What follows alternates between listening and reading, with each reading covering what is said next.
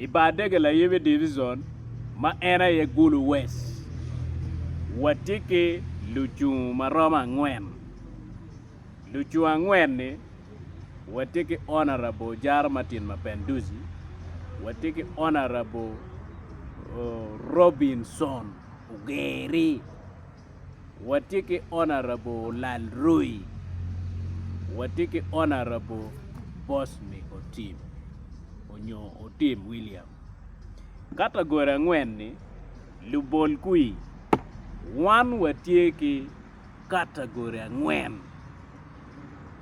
An category angwen ni ana grouping gini dul money. Dul ma ana grouping joane yeni dul leo bitiu kay nen kuyu karo. Bia chel watiki la tela idul ledo ni la tela ke ko man la tela man o yin ngeo ni la tela ni che dul angwen no ni. Mi areo watiki la chu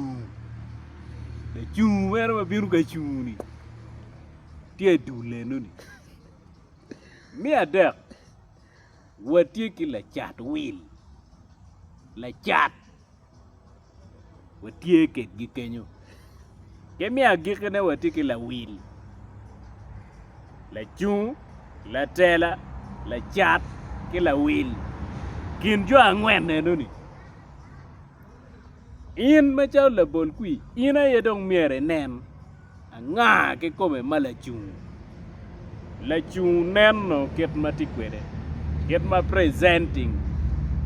kede loke ket ma loko kede kedano ket ma associating kede kedano ket ma twale jimmi ne kwede bot dano ini nena che waye la chung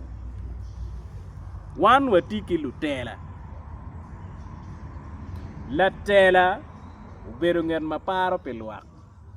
an nget maneno ni Jimmy mapire tek bamete pe dano bot dano kikome kidong logo pilwak ikin jo angwen ni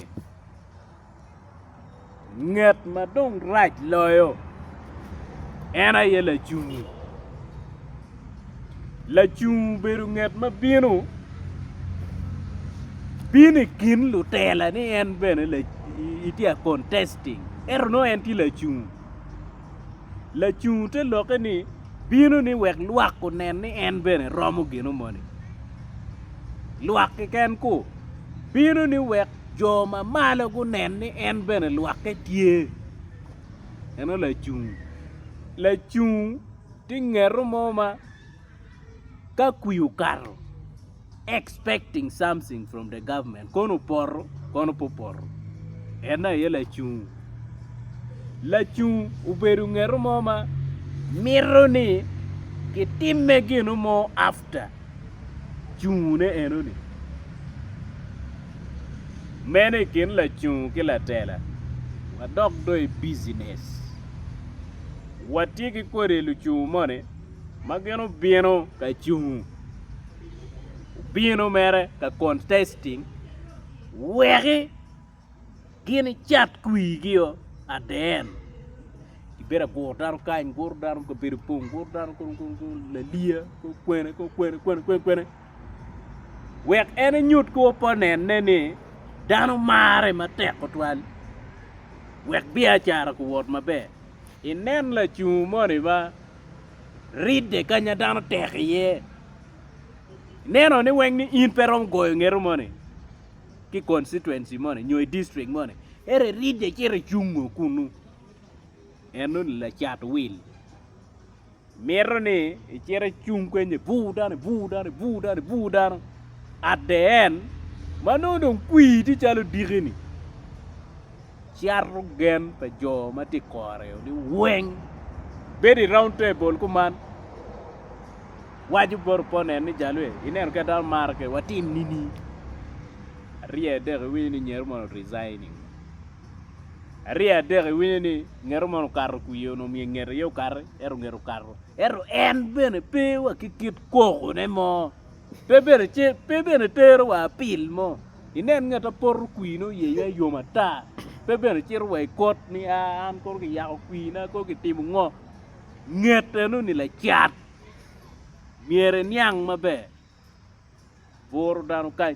neno kanya chente ti ye mabe ti bino kenyu wek ene bu dan kenyu wek non chente so batiki lu chat ikin jo mon mati achuri so in ma jala bol kui nge ken la chat ke la wil so la wil wan matiki kori lu chu mon ma gen gera tiki chente gen do tel pe kar ba la ginero yini pape ki wek pape ni giri so ga yini pape ma do pape kinero ke lui round table ke weja in pego ni ngo pego ni waromo chopo ne ni so in majaro la chu nyo la chat win ini tiki goods lo tela ni nero lo bol kui machalo asset ma meggi te ka tiro gorda la lia boro daro ko ka beri pong gorda kwene ko gorda kwene ulai longi kwene di kineni in la bol kui mai beru pengi machalo asset ma mege dano tia nen ka dano pong ke la ne chai nen ke joane coupe wai whatsapp ni bro nen ka jemi ne tikwede yine de nen wel me ro mi era ko nga ge boys tika chat wai style ma pelare in kan ko ni ara campaign manager in ko kan wana yo chumpir ko ki kwene ko village mer ko ngo kitia chati at the end ipewa ke piera bich le tele ne por kuyo peo por kuyero charro en tiki benefit ni dong mer dongi o bedo riek lu chume ba dege la yivi division la chat te kenyu la wil te kenyu la chu te kenyu ki la tela te kenyu mak lokani mabe